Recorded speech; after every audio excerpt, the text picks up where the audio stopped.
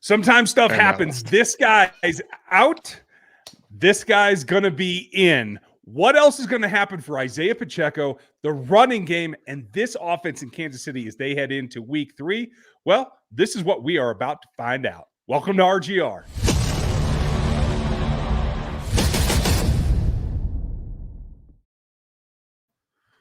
And we are back. It's Monday Night Q&A.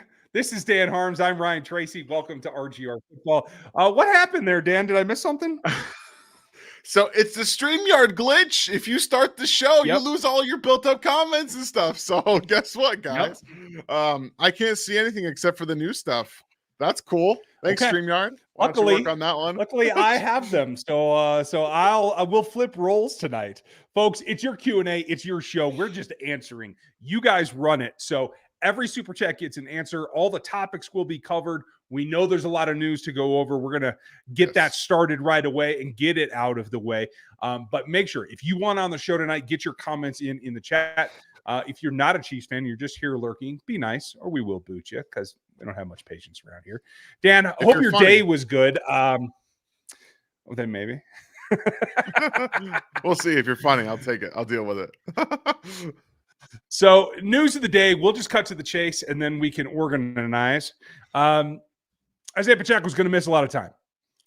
Officially, they said 6 to 8. I know distal fibula fractures, that's the little bone that is in your lower leg. It's not the thick. The tibia takes most of the weight, so it's not that one, but does control rotation. It controls ankle flexion. There's a lot that goes into it. And the distal end is where all the ligaments are that attach it back to the tibia and to the atlas, which is what your ankle bone is built on. So there's a lot of things there. They have a tendency to slip in terms of injury timeline. So at least 6 to 8 weeks, possibly a little bit more. That's terrible for Pops. And I can understand why he was upset. We got reports that he was pretty broke down in the locker room last night. I don't blame him a bit. I'm a little heartsick for him because this is going to be, I think, a big miss. But he will return for the season. It's not done. He'll be back long before the playoffs even. So I do think that this is, while unfortunate, it's not the end of the world. And while they do have to make some adjustments, they will have Pops for the stretch run of the season. And that makes me feel a little bit better. How do you feel about it? Yeah, but I mean, it sucks for him. Like, this was going to be the year he got the work. They didn't bring any veterans in except for Samaje Perine at the very end. So it was all Pacheco, basically. This was going to be his showcase, basically trying to earn that life-changing money. And unfortunately, he's going to miss out on 2-ish months of the season to not be able to get that accomplished, which it's tough. I feel for him. And I know that regardless, if it ends up being the Chiefs, they'll do right by him. They will give him a decently good contract if that's what this ends up being. But it's tough right now. We talked about the running back position being one of the weakest spots on the staff. When you have two guys who are your 1 and 2 with injury concerns, and unfortunately for Clyde, his mental health concerns have put him on the NFI list. So you have multiple issues now at running back, and we talked about it. They didn't seem to care about it, and now it's here, and it's biting you in the ass about it. So you're bringing in possibly someone that we're going to be talking about here in a second. I know we got lots of questions about it. Both Ryan and I in the past have said this would not be a thing that happened, but desperate times call for desperate measures. They're looking to fast track the playbook efficiency. And Kareem Hunt, yes, that's right, Kareem Hunt is going to be in Kansas City on Tuesday, tomorrow. I don't know how you feel about this, Ryan, but I know we got lots of people. At this point, it's been 6 years, okay? Mm-hmm. Go look up Kent Swanson's thread on the news article after Kareem Hunt got arrested in his car, got pulled over in his car, whatnot. Everything that he felt it's devastating to a point. Obviously, he brought it upon himself with what happened with him and the organization and getting interfered with that woman back then, 6 years ago. Mm-hmm. I think it's at this point, he's probably gotten, by all accounts, has gotten past it and put it all in the past. So hopefully, if there's anything left for Kareem Hunt, I do expect Clark Hunt to have a conversation with Kareem Hunt because there's a 0% chance that he's on this team in this stadium tomorrow without signing off from Clark Hunt. But yeah, what do you think? I agree. I was shocked was the word that I used. BJ and I kind of came at it from the same point of view there. Like that is so foundationally something I knew that they were against for this time. It tells me two things. A, hopefully there's some attrition there. I don't know what was Kent referring to the whole thing where he got pulled over and he's crooning about the fact, hey, if I had screwed this up, I'd be playing in a Super Bowl. Okay. Yep. That's the one that sticks out in my brain too. I went to that today when we were recording Locked On Chiefs. Kent has a great point. And folks, you guys know Kent Swanson. He's over on KCSN, good pal of ours. A very, very good way to get at least a glimpse at that time into his mindset. And hopefully that's continued. Good redemption story for him. But it comes with two caveats. Mm-hmm. This can't happen without Clark Hunt. In fact, it's already gotten Clark Hunt's approval or wouldn't be happening right now. You wouldn't even visit, hadn't been cleared. And that tells me two things. Either there's been enough communication over those years that feels a second chance is warranted. And Clark was the guy that got lied to. It was him that really was, this isn't happening again. It was a personal thing as well. So A, he's let that go. But B, also, it comes down to, this is a rare chance in history. Nobody's had a chance to do what they have a chance to do this year since the Patriots went back-to-back 20 years ago. This is the way that it happens. And sometimes you bend your own lines in the sand because you have something you can achieve that is historic. And I believe that's what the driver is here. So it's about getting that opportunity to be a three-peat team, the only one that's ever existed ever. And for the player, for Kareem Hunt, a chance to come back to the team that you clearly made mistakes for and do know that you needed to move on from and mature, and to be able to have that redemption on that team when they're going for something historic, that would be Christ. I don't know if Hollywood could write it better than that. You know what I mean? Like there's a lot of ends here. So I will just say this. If he's physically able to contribute and he's mentally stable enough to do that in a quiet way, then I'm for it because of what you mentioned early. It's not the same offense as it was 6 years ago, but the concepts are very similar. The foundation of it is very similar. And he is somebody that can jump into the mix and should be able to get caught up faster than somebody else off the street that's never played in the system. So there's an advantage there. It also tells me that Jen McKinnon just isn't ready or isn't willing to play, because I think he would have been on a plane by now had that been the case. So unfortunate, because I would have liked to have seen that myself. At this point with Samaje Perine, there would have been no point. Like if he was ready to go, Samaje wouldn't be in Kansas City. Yeah, that's fairly true. I wouldn't mind having two of them is my only point, but yeah. The other thing that I think we're overlooking, and a lot of fans are overlooking today, is I don't think Kareem Hunt's ready to walk in and become a starter. That's not what this is about. No. Carson Steele will be your primary back until Isaiah Pacheco gets back. It might only be on first and second down. They did give him a couple of third down looks yesterday, and I was happy with that. But Samaje Perine should be the third down back. And then if Kareem is in shape, if he can then grasp the playbook in a few weeks, he could be a guy that supplements one or both of them. Because the good thing about Kareem Hunt is, while he's not as fast as he was, I did notice a noticeable slowdown last year. He's still able to be versatile enough to play both roles. Yeah. So it gives you another committee. And then, good God, Isaiah gets back, and you're damn near bulletproof at that point with those four guys, in my opinion. I think having all four in that situation, if Kareem Hunt is ready to go and he's going to get conditioned by then, yeah, you're good. You should be just fine. And at this point, I know most of you have seen Peyton Hendershot was waived by the Chiefs today. And no, the pick that they traded for will not be lost. It comes right back because it's a conditional 7th-round pick. So they didn't lose anything in that by waiving him. The only thing that I lose is a little bit of self-respect because I said yesterday that he should be getting more snaps, and now he's not even on the team. So I'll take that one on the chest. But at the same time, we have to try to pull in here. Carson Steele is going to be the guy. The team is going to play around him. They're going to build him up. And I think this is a good opportunity to do a really good thing for another young running back.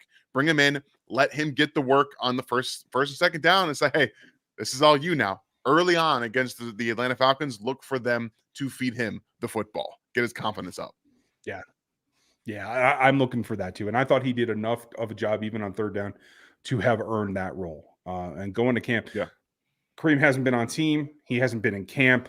Like, hopefully he's keeping himself in shape, but there's just no way to know. So there's no way he can walk in and become a starter. Can he eventually?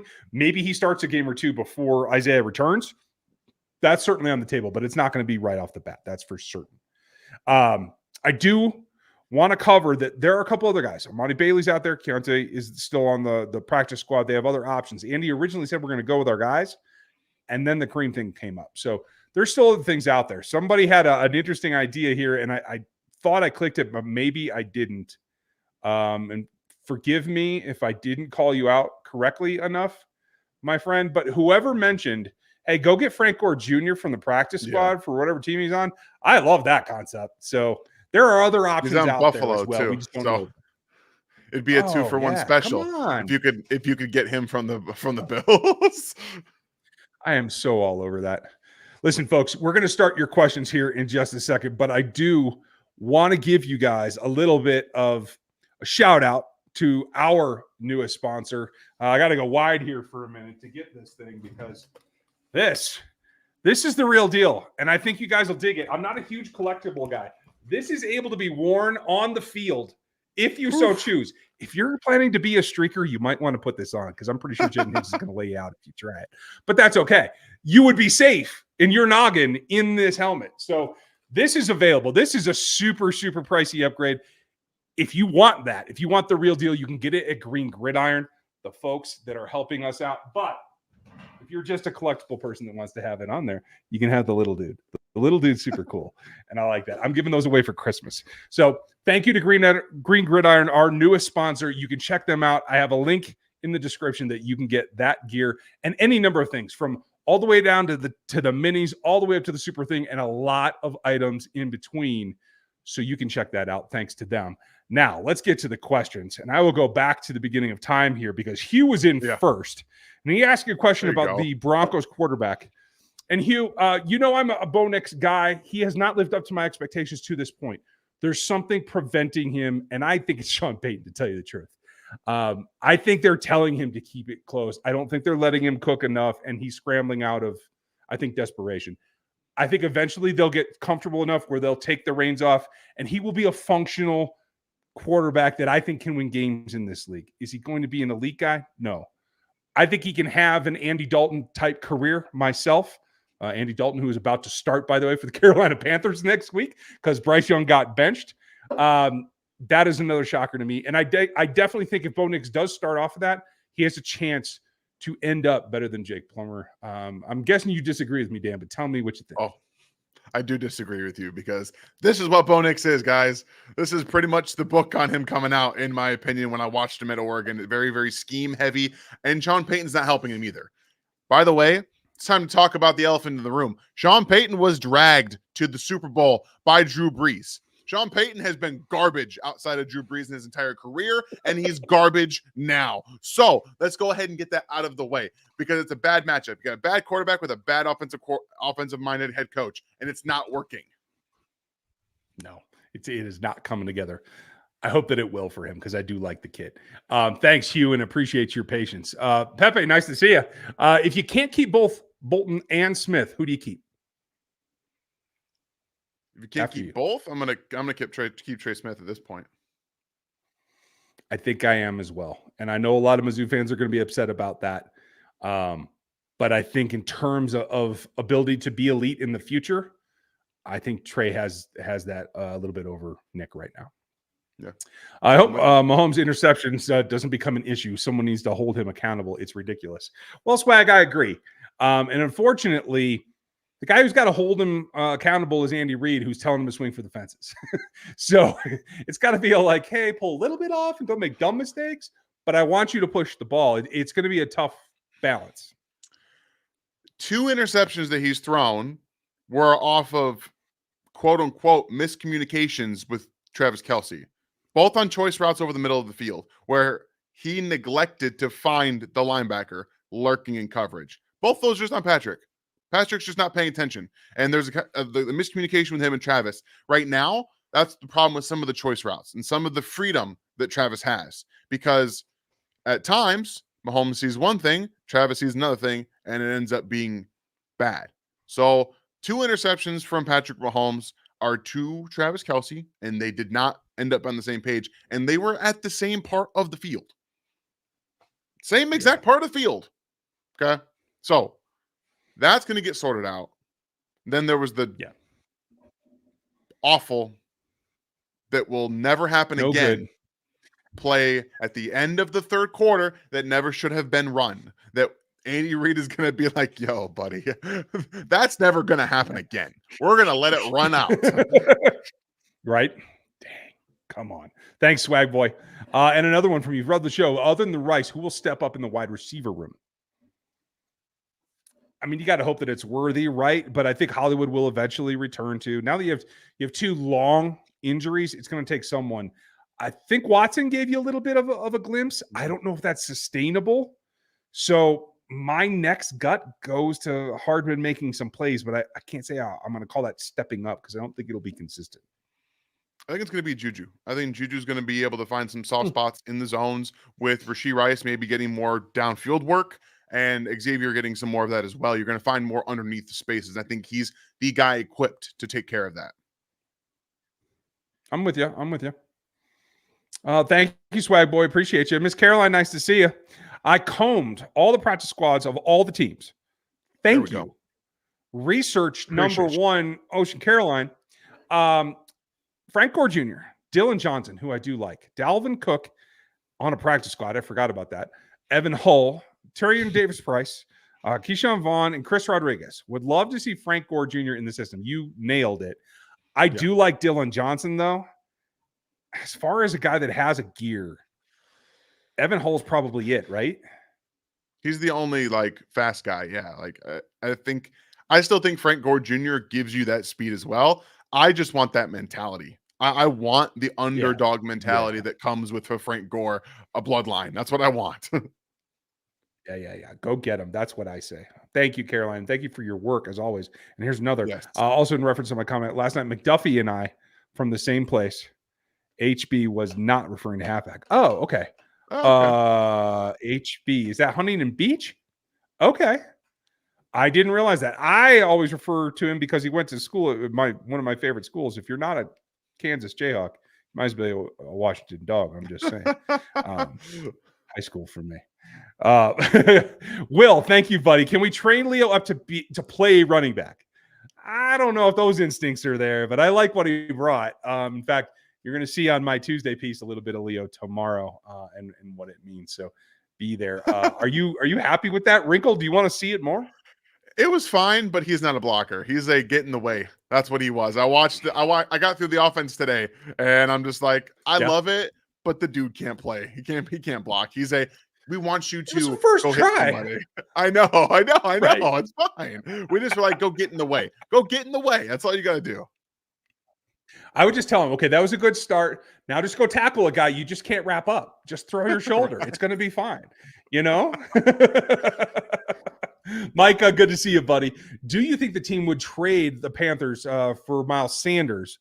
He got moved to RB2. He signed a 4-year, $25 million deal. So he's at 7.5 average. I don't know what the bonuses are, but does the contract make it less likely to happen? It does, in my opinion. Yeah. And I wouldn't give up anything for him, to tell you the truth. It's not. It's the pick value for me that would be the bigger issue. What do you think?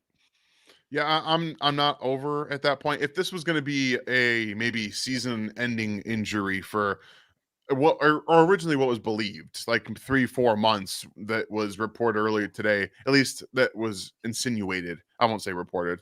Then I would consider a different running back along the lines of a Khalil Herbert in Chicago, somebody like that. Damian Pierce in.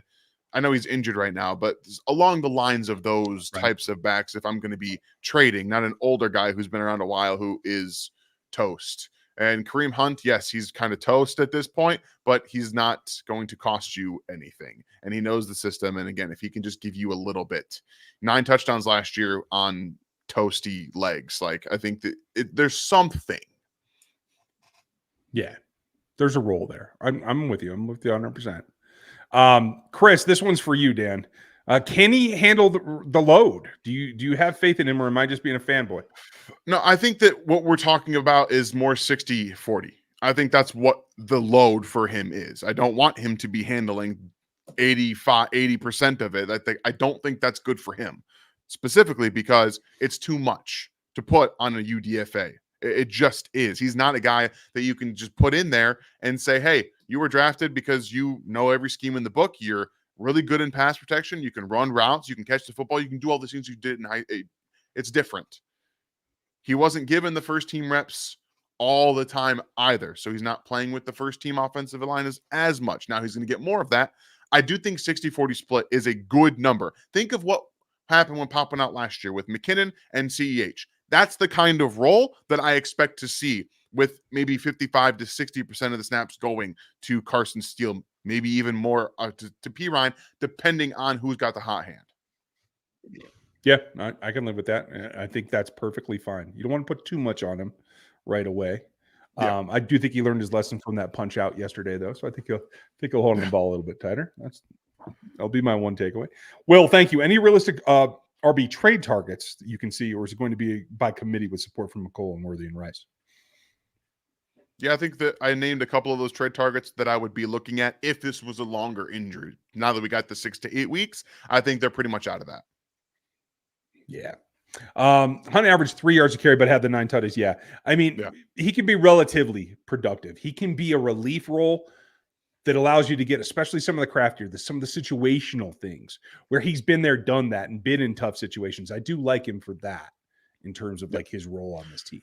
And realistically, his style plays very well with Carson Steele. So at worst, you might have a mentor for Carson Steele. I don't know that he's mentor worthy. I don't know. We'll talk about that some later. Just in terms have you watched film to see where we're Have you gotten to the defense? I think you said you just watched offense today, right? Yeah, just the offense. But I'll tell you why the tight ends are a problem, because in coverage, they're just not very good in coverage. And that's okay. You can't play man coverage. You have to play zone. And a lot of times you're asking these guys to, but also they were matching up tight ends on corners and nickels yesterday. Yeah. They were getting matchups. That's what the Chiefs do. And it was smart by the Bengals to say, oh, you guys are all smaller than our tight ends, and you don't really do very well in space because your linebackers are limited athletically. Okay, so let's take advantage of that. And they did. Like, it was a good game plan. And we told you it was going to happen. Yeah. They did what they should have done. Kudos to them. I think, honestly, that's part of why Chase decided to go off, because he wasn't the focus of the game plan. He wasn't getting all those looks. And Sorry. Chris, are the next 5 games the toughest stretch of the season? I would have told you the first 5 games were before the season. Given where the Ravens are, I mean, it's been very tough. But, yes, you don't get any relief for a while. I think the Saints are funnily a lot better than we thought they were. Old Carr has some stuff to still throw at him. So I don't think that's a gimme game like I thought it was, in the preseason. So we'll see what comes of it. Do you think there's a tougher stretch? I don't think so at this point. But again, we're going to find out more about these teams in the next, I would say, month. After that, we'll know a lot more. But I mean, you can always say that, right? We'll see who's playing. At the end of the day, the Chiefs are going to play their probably toughest stretch as it's getting into the postseason, because you're going to end up playing teams probably that are also vying for the postseason, and those games are going to become more important. The good news is they got 2 key wins in the AFC right off the bat. Yeah, and that is a huge plus. Get you out front, because the Chargers are still leading the division because of their wins and their bigger point differential. So it is important. Is Connor officially a corner now? I think they still list him as a safety, but he's a DB. He's a Ron Parker. He will do both. He will be all over the place. In that, it'll either be nickel or he'll be at safety. And with Watson as the 2, what is Williams' role? Williams' role is a backup, and try to get better, because, yes, he made a hell of a play in special teams yesterday, but he was not good in coverage. That is the truth. He gave up too many plays. He gave up too many separations that he didn't have to, where he's a better athlete than he showed on the field yesterday. So I don't know if it's a confidence issue, Dan, or if it's just specific matchups, but wasn't his day. You know, every time I watch him in like man coverage during the season that we pick out, he looks way better than he does in spot starts. And if he were maybe the starter, maybe be different, but he does not do well when he's asked to go out there and perform in little moments like this. So at this point, I think the Chiefs will be looking for new corners in the future because I hope for Najee Johnson. He's probably going to not play his best football until a year after this year when you're fully removed from the injury. And Josh Williams has been playing in this defense for 3 years now, and it's not getting any better. He's the same player he was as a rookie, the exact same player. Yeah, that's a fair point. If you can't make progress, you're not showing him anything. Meanwhile, my guy Chris Roland Wallace has not gotten any defensive snaps yet, but he may be spending his redshirt year and be a guy that can play nickel for them next year. That is certainly a possibility. So we'll have to see how it all shakes out. With the injury and likely making McDuffie a top paid corner, can we re-sign Hollywood and Pops on cheaper deals?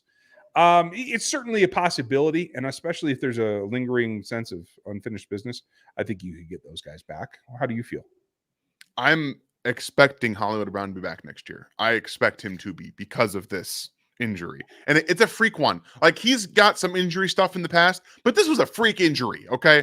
And again, I blame the Jacksonville Jaguars. I blame them. I just do. Hey, works for me. I mean, screw him. Sorry, did I say that out loud?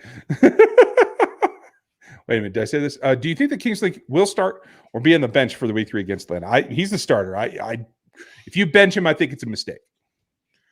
You risk destroying his entire confidence by benching him going forward because he is a rookie and there were going to be pains, growing pains, specifically because it's, again, two games. He's played 2 games in his entire NFL career. And I recommend all of you go and watch Mitchell Schwartz breaking down his pass protection snaps from week 1. I recommend doing it. You will learn a lot. I learned a lot as well. I've been asking, kind of tweeting at Mitch to help me better understand offensive line play, but he has not responded. So, Mitch, if you ever really, if you want to, I'd love to be. I'd love to learn more about offensive line play. But one thing that I did learn is right now it's a technique issue. I'm going to get into this in my video for Wednesday. It's just a technique. And specifically, Trey Hendrickson is a bad matchup for him. An awful matchup. Yeah. Worse than Odafe Owe, worse than David Ojabo, because he is an elite hands technician. Elite. This man is quick off the ball. He's super fast with his hands. He reacts within a second of seeing a flash of anything, and he can swipe and go. That's not great for a rookie offensive lineman who's learning to play at the NFL speed. It's hard. It's hard. Okay? So I understand everyone's and he upset. Doesn't have the counter. I'm just backing you up. He doesn't have the counteraction to that speed because he has length, but he doesn't have a fast punch. So he can't stymie that first move. When he does make contact, he isn't thwarting anything. It is a wax on, wax off for Hendrickson. There's nothing to slow him down. And I think that's something that will come. We've talked about this all summer long, folks. That is just something that he has to need to develop. I'll get more into it on Wednesday. I'm sorry I cut you off there, man. That's fine. Yeah, I'm looking forward to it because you're fired up and I dig it. How's FAU developing? Honestly, it was a quiet day for him yesterday. I didn't see him out of position. I didn't see him making any splash plays, but he didn't look awful. So did you have any takeaways yet? I didn't see him out there very much. They're just the little smidgens here and there. But the problem with the Bengals is they got the ball out so quickly that it almost didn't matter for the most part when he was out there, because the times where Burrow was holding the football, he wasn't on the field. It's just nothing he could do. It's luck of the draw at that point, right? Yeah. Chad, what does the tight end room look like now that they waived Hendershot? Same as it did before. He wasn't having an impact. I think he'll be back on the practice squad if it matters. Yeah, that's pretty much it. It's the same 3 guys. I wish, because he graded out well for PFF. I haven't watched the offense yet, so I don't know if he did anything in particularly bad, but I thought he has good potential. So I'd like to see him back. Lee, would we consider signing Frank Gore from Buffalo? Yep. Okay, we covered that one. Good job. Good job.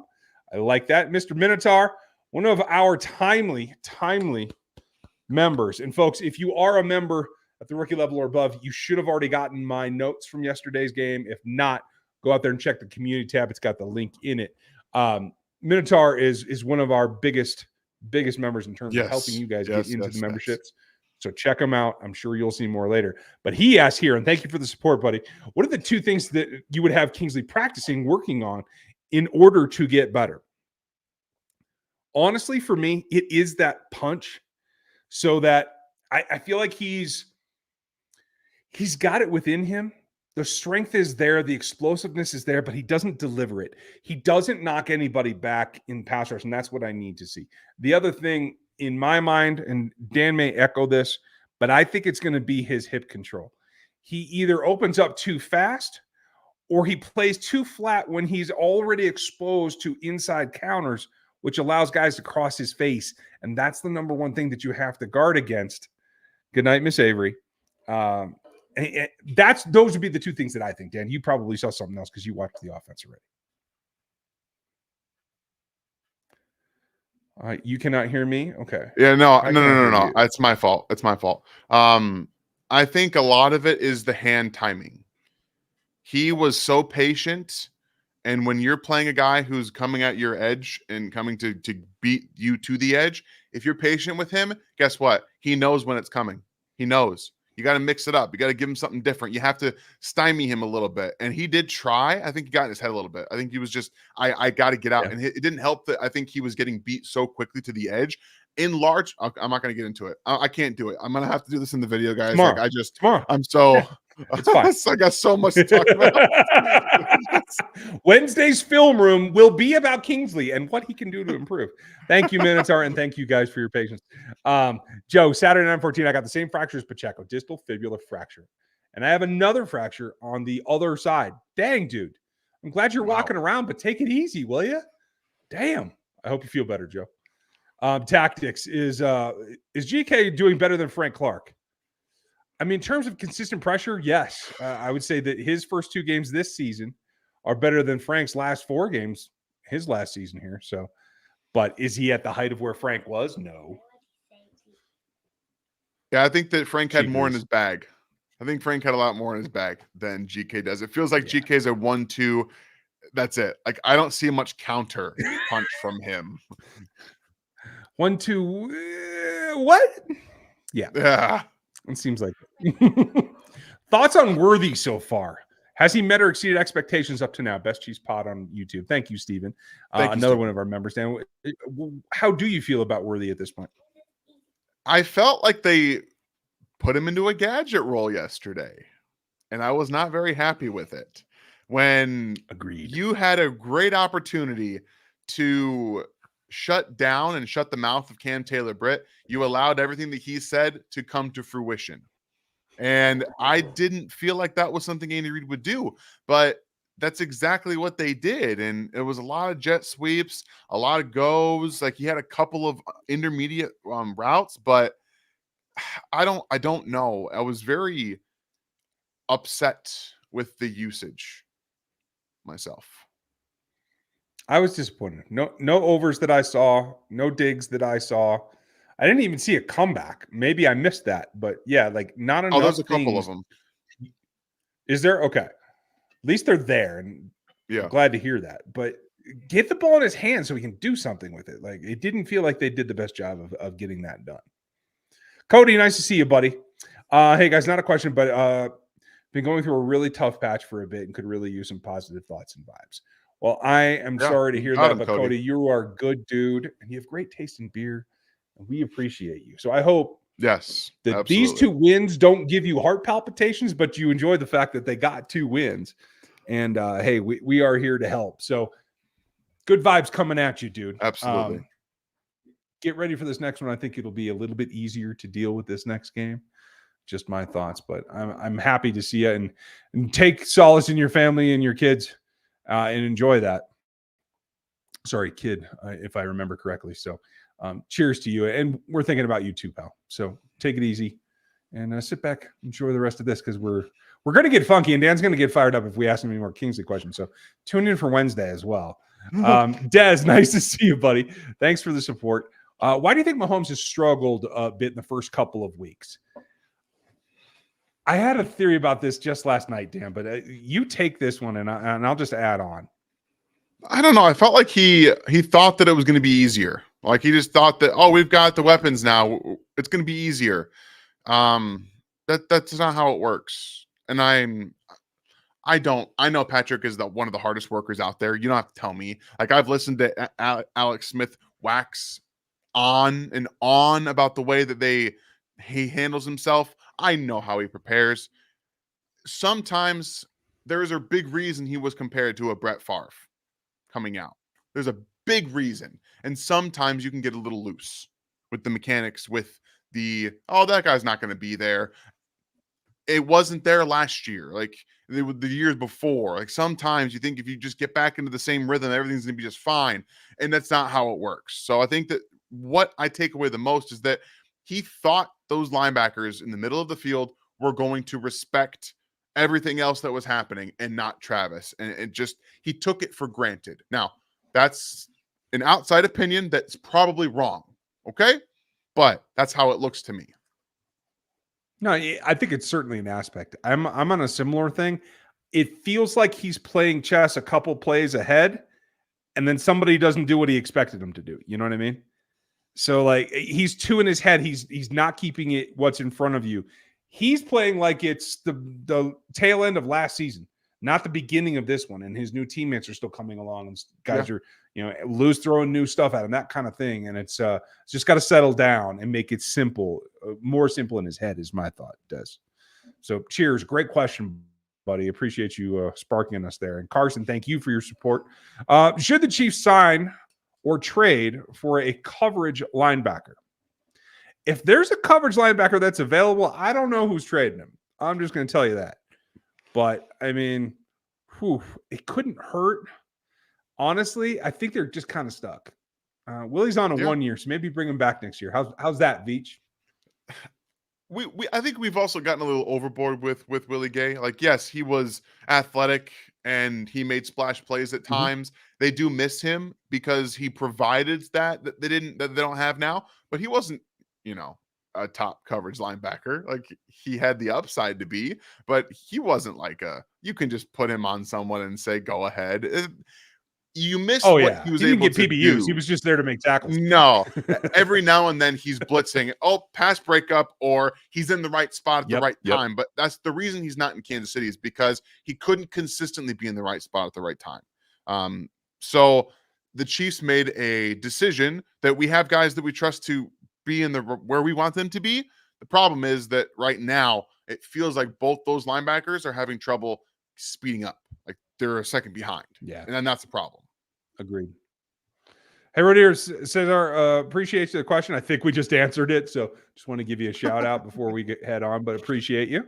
PK, nice to see you. Thanks for the support. If we sign Hunt, does he return to form, or is it a lost cause? Is there anyone who would trade for? Love everything you guys you do. Return to form. He might be able to get back to where he was last year, but he's not going to look anything like the Kareem Hunt did when he was here last. So just keep your expectations low. That's probably the best way to put it. Probably. If Watson played like a CB2, this is from Ray. If Watson plays like a CB2, would you like the safeties to come down and challenge the tight ends at the line, at least throw off some of the timing? That has a tendency to ruin rotation if that's what you're trying to do for Spags. And he does rely on rotation quite a bit. So you got to pick and choose your battles, in my opinion. The one thing Spags might have to do more is press him a little bit. If this happens, you're going to have a ton of offensive possessions that last a ton. Yeah, great. They end in a field goal. But that's an 8-minute drive that goes the length of the football field. And it's just at some point you have to do a little bit of something different. He won them the football game. He gave them the opportunity to win the football game yesterday with that call. But the game plans are easy right now. It's linebackers in space, running backs in space. We don't even have to worry about throwing to our wide receivers. So Trent, awesome. You're doing a fantastic job, which you are, but we don't care. We'll target somewhere else. Yeah, we don't have to press you. That's just the way it is. Daniel, welcome to the memberships. Hope you're having a good time.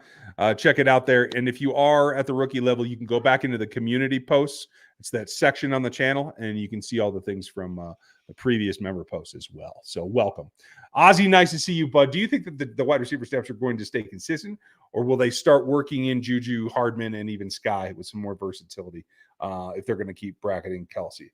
I do think that they'll start working in. Juju played more snaps yesterday than he did the week before, I believe, if I saw the number right. Mm-hmm. How do you feel about what it should be? I mean, I think with my assumption that Juju's going to take on some of this, he'll probably play a little bit more as he gets his legs under him. I think that's important to consider as well. But Hardman played 1 offensive snap yesterday. He's not going to be playing very much. I think Sky played 5. So those guys are just, and Sky played in the red zone. Like he was on the 3 consecutive plays on the very first drive of the football game. And then he was basically out from there on out. So weird usage for those guys. Again, it is what it is at this point, but you're going to probably see the top 4 be heavily used. Rice at 54, Xavier at 44, Watson at 29. There's your top 3 until Hollywood gets back. Everything else is just gravy. Yep. If Hanneman, nice to see you. Can not necessarily just to unnecessarily speculate, but I hope Mahomes is okay in the wake of his family news. Could he just be fatigued? What family news? Looks absolutely shot. No matter anything.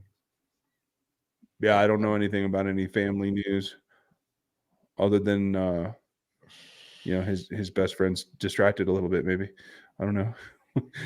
We'll see. If you guys want to see my nephew, full games are on Huddle, North Callaway High School, Kingdom City, Mizzou. Nice to see it.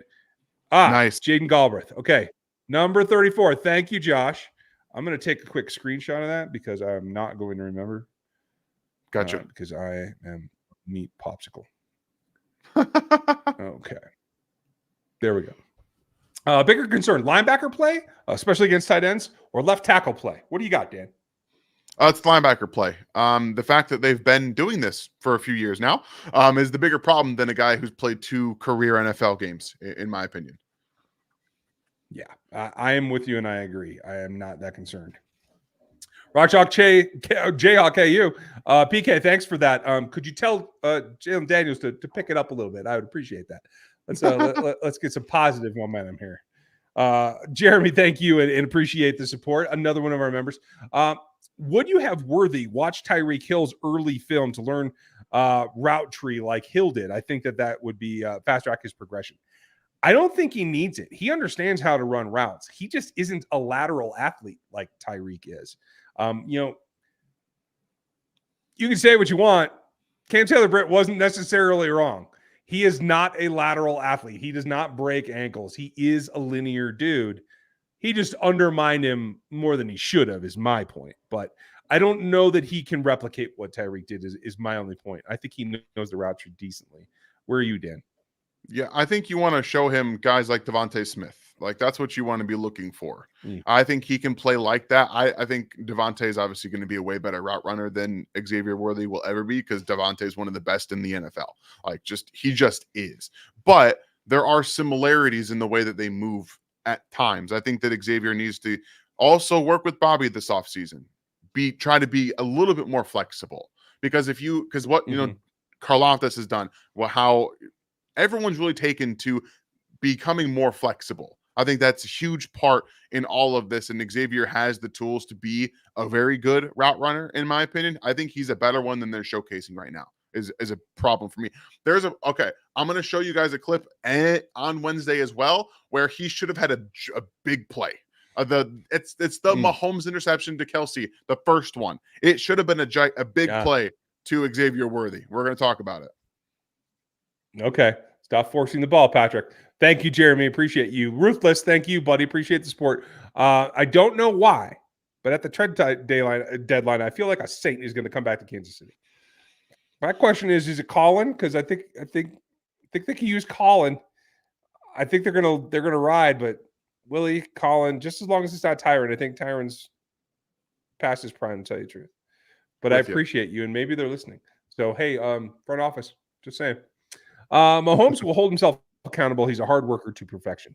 Red, you got a good point. Like he will dial it back in because he knows he's hurting the team more than he should be right now. And Jeremy, you rock as well. Thank you. Nearly 4 years, 44 buddy. months. Jeez. You're gonna hit 4 years at Christmas. Is that what Thank you. Is that? Yeah, right. That's what I'm saying. Cheers. I love it. I love it. Jeremy, Awesome. You're the man. Appreciate you. Casey Forever, do you think that the O-line is underachieving? Maybe a touch. The tackles are a little rough. The interior looks like the interior to me. I ain't too worried about them right now. You? But looked about as good as I figured they would be. I'm a little more upset about them not getting as much vertical push in the red zone as they should. But yesterday, I think Pacheco would have run all over the Bengals if they just continued to hand in the ball. They were getting a lot of really nice creases. They were really doing a good job of running inside zone. Very good. Like they couldn't do some of their counters that they were running with two tight ends in the backfield and trying to move. It didn't work as well for them. I think it was really showcased. Very easy to see what was coming, and Bengals just kind of flowed to it. And I was shocked that Andy Reid kept doing it a couple times. Like it's very obvious to see what's coming. There was nothing built in off of it either. So there was no misdirection or anything. It was just, oh, we're going to run this that way. And so that was a little confusing for me. But a lot of their zone plays, their basic run zone plays were very good. So I think I'm okay. Keep it up. Keep it up. I like it. Who gets Henderson's roster spot? That's a very good question. I really don't know who they're looking at. I mean, because they have 3 spots. So there's opportunity here. So whoever the third guy is signed, I guess that would be his spot. But I honestly don't know if there's 3 free agents out there that I really want to go get right now. We're going to find out, though, Anthony, and we'll break it down for you once they do something. I didn't mean to say do there. Sorry. William, thank you, buddy. Whoever gets the Magic membership, make sure you shout out Will. He's out here handing out trophies, so appreciate you. I hate California. Sorry if this is already asked. What's the issue with Hicks? Not ready or called Spags' wives ugly? That ain't it. I honestly don't know because it felt like in the preseason he was getting everything they were feeding him. Maybe they're protecting him. Maybe they're just asking, hey, watch a little bit more because when we go to you, we want to be able to go to you. I have a tinfoil hat theory. And let's hear it. Because I'm not like this. I'm not usually a guy that does this kind of stuff. But against the Bengals and the Ravens, not only was he not playing as much, Travis Kelce was playing 91 and 89% of the snaps. When we have heard very consistently that Noah Gray's doing a really good job. We have some good young tight ends, and Travis is going to see less of the carries and less of the work. The snap counts for the first 2 weeks suggest otherwise. But maybe they just really wanted to have 2-0 lead, and they were like, we're going to start off strong. Our best players are going to play. And then our young guys, we have a little bit of some weaker competition coming up. You might be able to get some work in before the bye. I don't know. Yeah, no, I like that concept. It certainly does make sense. I'm going to give you the eyes, Avery. I'm going to give you the eyes. She's not going to be able to hear worse. Why hasn't Patrick been looking at a tablet when he wasn't on the field? I mean, I don't get to see him in between every play. I'm guessing he probably was. But I also know that he knows a lot of the mistakes he's making. He knows what they are when he makes them forever. So that's my guess. Bless you. Thank you forever. Appreciate you. Appreciate you forever. Mr. Green, thank you very much for your support. What was CTB right about what he said about Worthy and a big interception? Those two aren't related. I'll just say that. Worthy didn't do much. We won, but I always heard don't accept anything in a win that you wouldn't in a loss. And that's a very good point. Those two things are not related, but part of what Ken Taylor said is correct, that he is not necessarily, a guy that is super, breaking ankles kind of guy. But I didn't see him limit Worthy in any way when I saw him on him. Did you? No, I saw a lot of people saying that he booted him out of bounds on the go route. No, he didn't touch him. Basically, it was just Cam Taylor-Britt's got pretty good speed, and it was a ball that never should have been thrown. Like it just never should have been thrown. And you can only do so much with the targets you're given. I'll say that about Xavier Worthy. He was given what 3 or 4 targets at best, I think. And the one again, the one along the sidelines, a throwaway to me. Never had a shot. Never should have been thrown. It was not something that ever had a chance. So you can not be happy with the outcome for his game, but he wasn't given a big opportunity. Yeah. Again, baby steps, I guess, is Andy's play of the day. Yeah. Thanks, Green. Appreciate it. No, Thomas was inactive, and Lee asked the same thing. And I will say again, I am a little bit perturbed by it because there's no reason for him to be inactive other than if he just isn't getting the calls yet. He played in the preseason. He looked good in the preseason. There's no physical problem unless there's something undiagnosed that maybe they found. But I'm honestly at a loss of words. I would have thought Malik Herring, what did he play? He played quite a number of snaps from what I saw earlier. I want to double check that real quick. But I was surprised that it was that high when you didn't get anything from Thomas. Okay. They're saying it was only 6 snaps. I thought he had at least double that, but maybe I'm wrong. Okay. Anyway, I think he should get on the field here soon. Maybe it's the adjustment period. We'll see. But I think he can help this team, bottom line. Thank you, guys. Will, what free agents would you sign to fill the 3 roster spots? What receivers would you try and sign or trade for? Mechie, Cooper, don't shoot me, Mingo. I don't think we're not gonna do that, but I don't think we're signing Mingo either. I mean, at this point, I'm going to go ahead and put a lot of blame on the Carolina Panthers for what's going on over there. Bryce is his fair share of struggles and problems, and that's on him. But there's a dysfunctional owner in Carolina that is making things very, very difficult, making the work environment probably pretty hostile, and also making a head coach have to make very rash decisions about the guy you forced your entire coaching staff to trade up for, Dave Tepper. Cough. So yeah, there's a little mini rant for you guys. And yes, I would go ahead and trade for John Mechie in a heartbeat. And don't get me wrong, I like Bryce. I had him as the top quarterback. The system is not anything close to what he needs. And at some point, you have to play to your players' strengths. It is not about you come learn my system. It's we have to come up with a system that lets us win. That's the way that it works. It drives me nuts. Thanks, Will. Appreciate you. Mr. Mallard, thank you. Thoughts on Robinson and Hutchbacher from Nebraska's interior defensive lineman. Hutchbacher he's fun. Robinson is beefy. And it's funny that you bring him up because he's a thicker Karlaftis. He absolutely fits what Spags likes. So keep an eye on him. I didn't get to see this last game, but I saw the first one.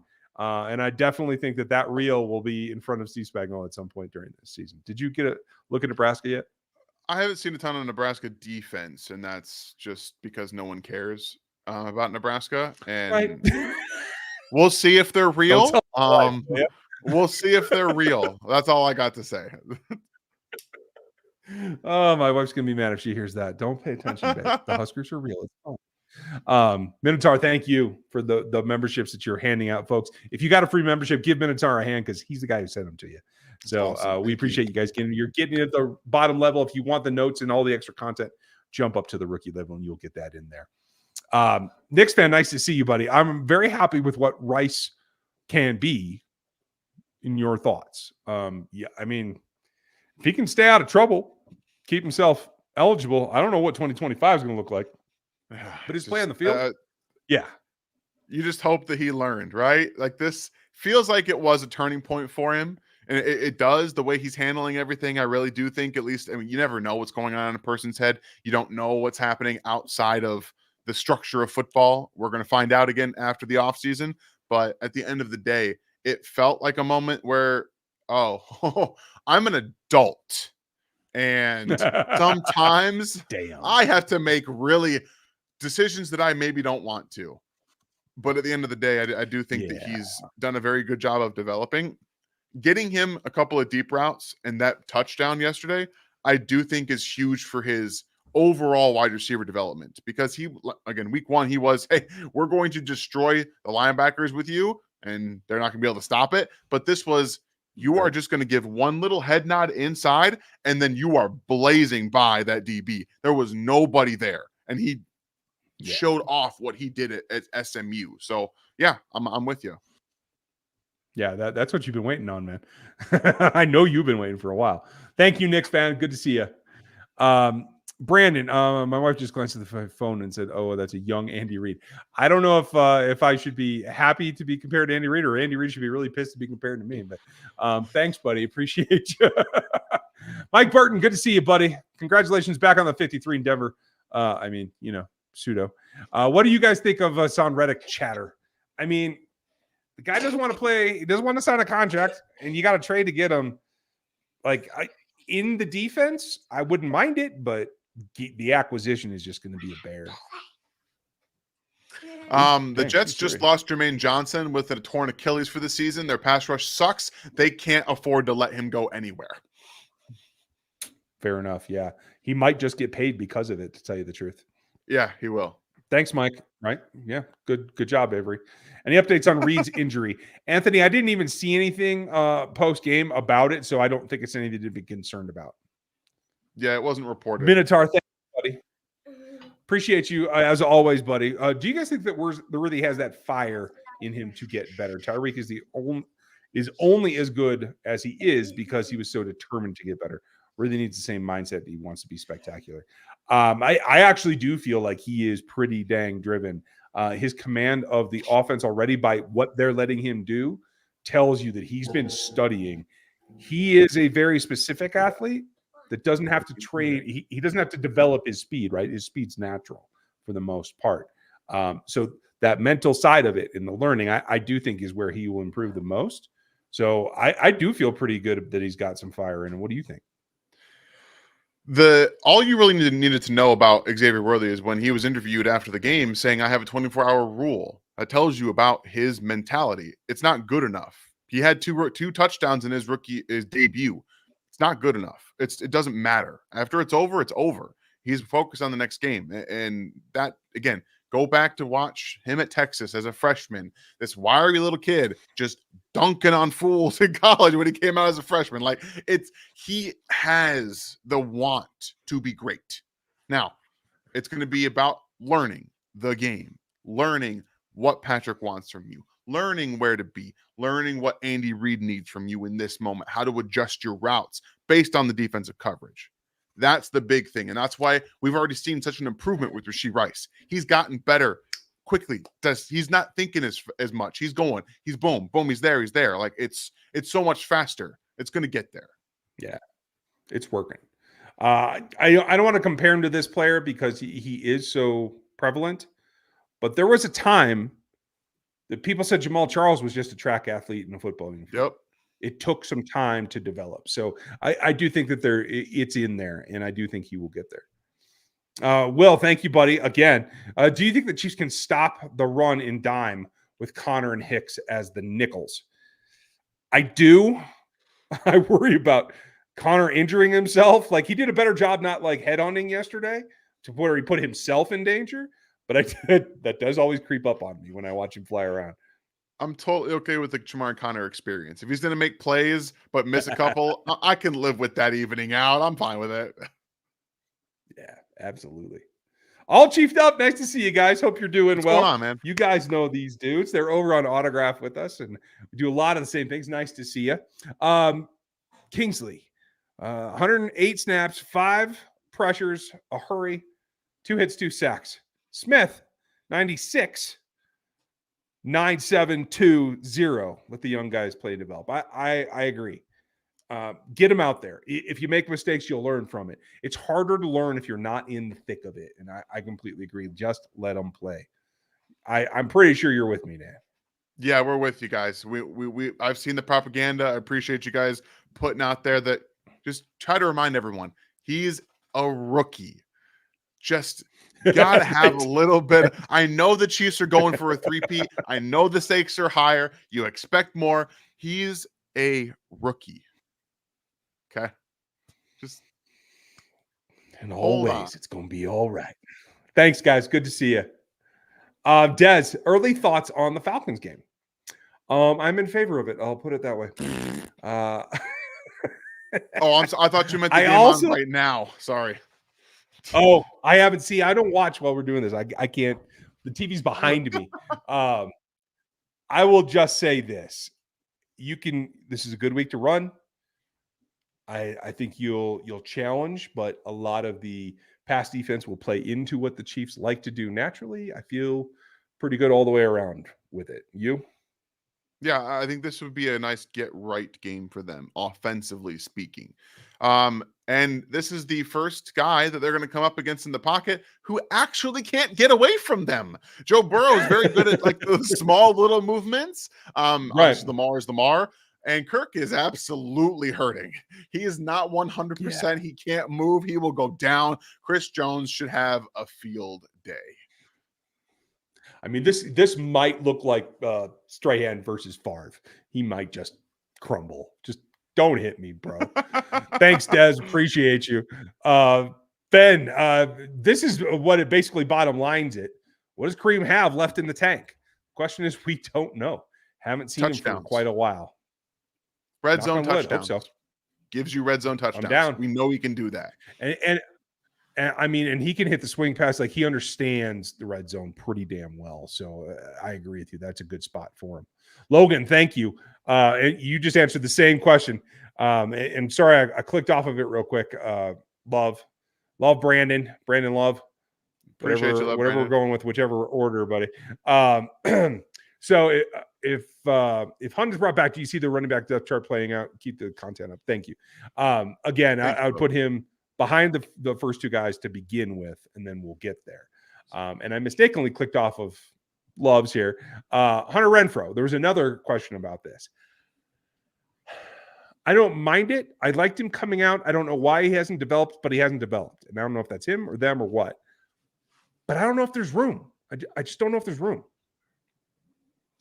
At this point, Hunter Renfrow is probably done. Like, maybe he plays in the UFL, but I don't think that he's there anymore. The only reason he was good is because he could get open very quickly, and whatever injury that he had apparently has taken that, because no team has any interest. Nobody wants him. Yeah, it's tough.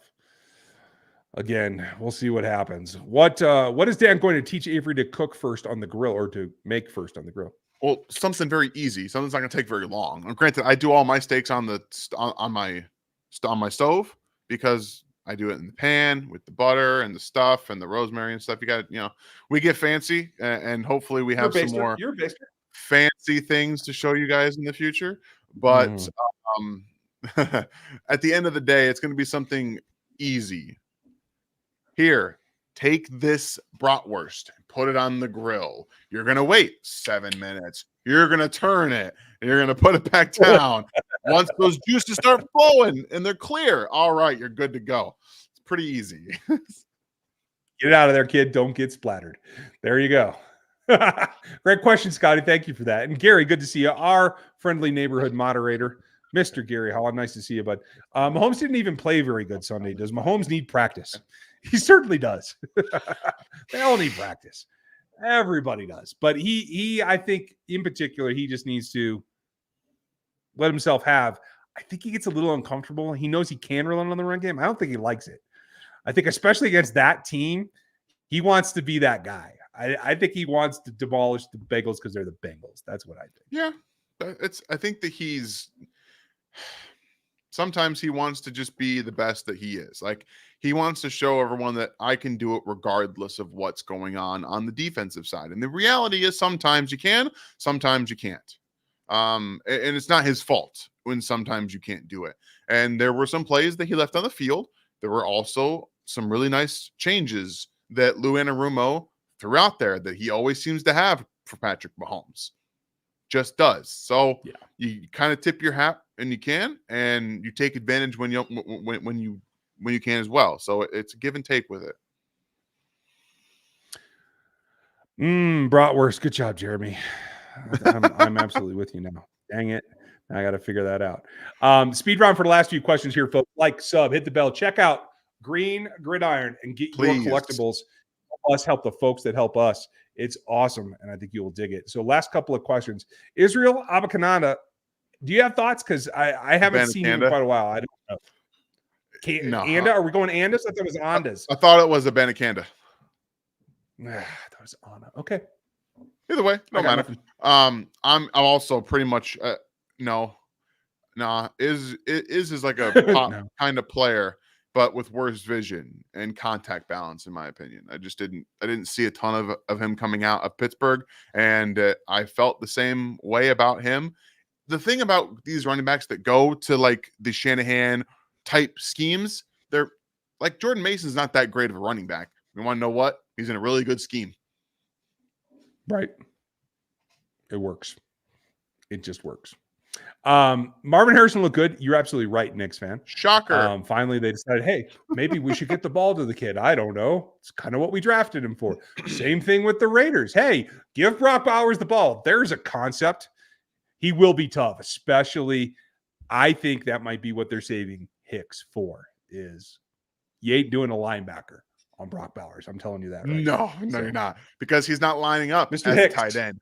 I've got a piece coming out tomorrow on TDN about Brock Bowers. So if you guys are interested in seeing how he decimated the Baltimore Ravens, you can go ahead and check that out. Yeah, make her happen. And we'll wrap it up here with Aaron. Thank you guys for everyone who contributed, everyone who joined the memberships tonight. We appreciate you. Make sure you like, sub, hit the bell. Aaron, what are Carson Steele's limitations? Top end speed. That's about it. I think his overall balance isn't very good. Not contact balance, his natural balance. He's a guy that you saw it a couple of times yesterday where he's top heavy, he's side heavy, he's kind of all over the place. And he runs into, he falls into, he falls over, and he has a tendency to get all over the place. And that is, in my opinion, why he fumbled the football. He was not square, he was not balanced. He was out here like this, and this is where the ball was. And when you're not able to get through the hole, yeah, he was tipped over. He was tipped over because he was tipped over, but the ball was up in here. That it was dude not, made a hell of a it was punch. not like tucked away. The reason it wasn't is because someone tried to rip it out first. Like it was tried to rip out first, so it was a little bit away, and then it got hit out, which I'm not putting all on him. I'm just, he runs very wildly. Yeah, that's a very good way to put it. Wild. And I like that. Reminds me of Charlie in Major League. Wild Child. Nice. That should be his walk-off music. What the hell am I doing? Okay. That's it. We're digressing now, folks. It's over. Time to go get some dinner. Thanks for being with us. We appreciate you. Thank you, Dan, for taking your time as you always do. Thank you, Miss Avery. I'm sure you can't hear me, but that's okay. Cheers. Check out TDN for Dan. I'll have something on NFL 33 tomorrow for where this league is going. Make sure you check out that. And then Locked On Chiefs, the whole 9 yards. Thanks for being with us. We'll talk to you then.